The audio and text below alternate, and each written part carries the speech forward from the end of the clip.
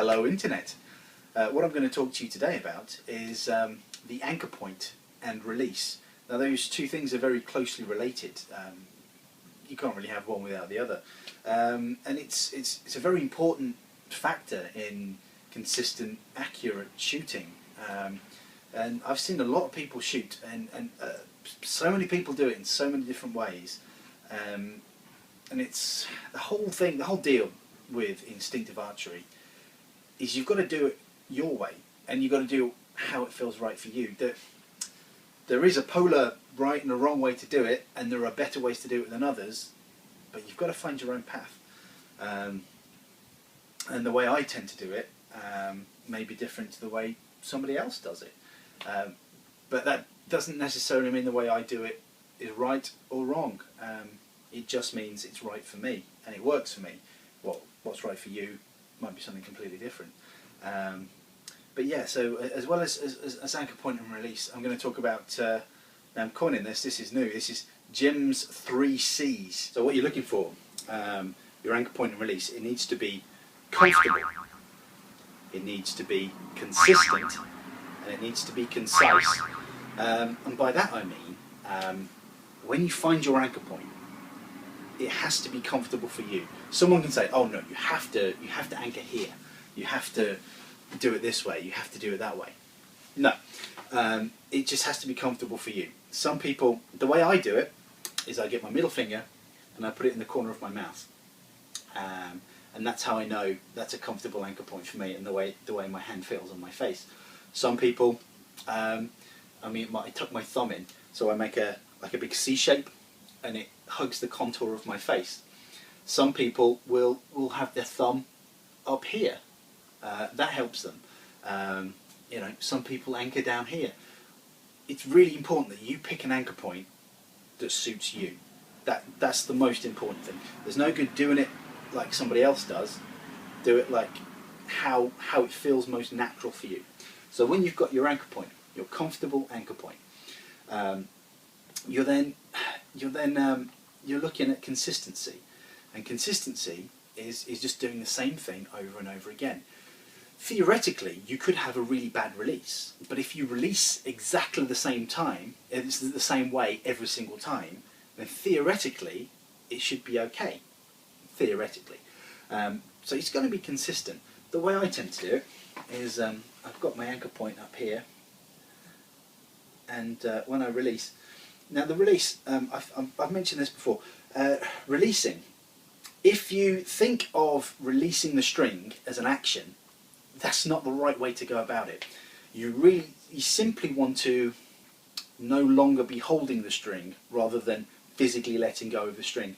If you let go of the string, you're gonna pluck, and when you pluck, when you pluck, you're affecting the path of the arrow. You're pulling the string out this way, and then it's going to affect your arrow. You're going to get funny arrow readings. You're not going to get a perfect arrow flow. So what you want to do, you got that, and it's all about the back tension. You pull up to you anchor to where you want to draw to, and then you're looking at your target, and then you carry on with that back tension. You just pull that little bit extra, and then what's going to happen is these fingers are just going to open up naturally, and that's the best release you can get.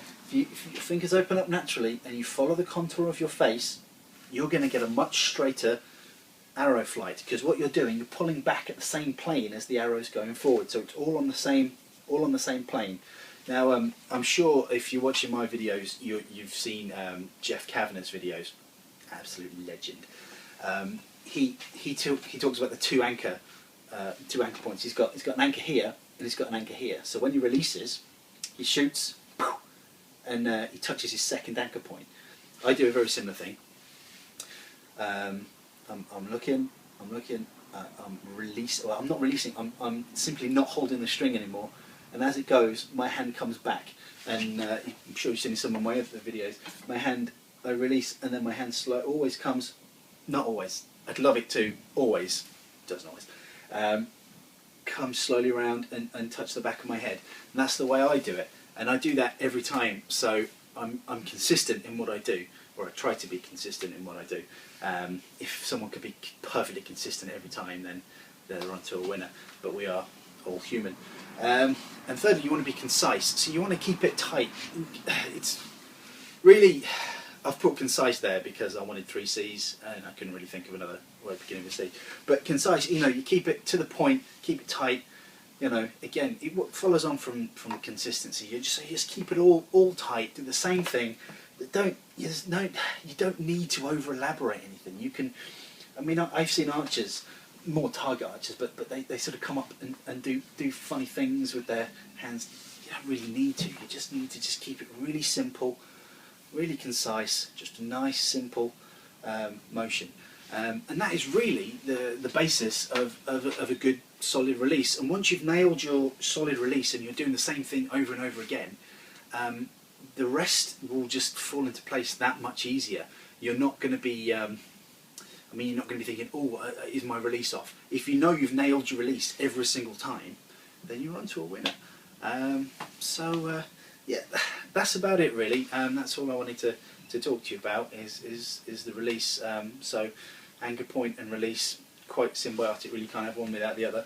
So yeah, just remember, find a comfortable anchor point, and once you've found that comfortable anchor point, practice it.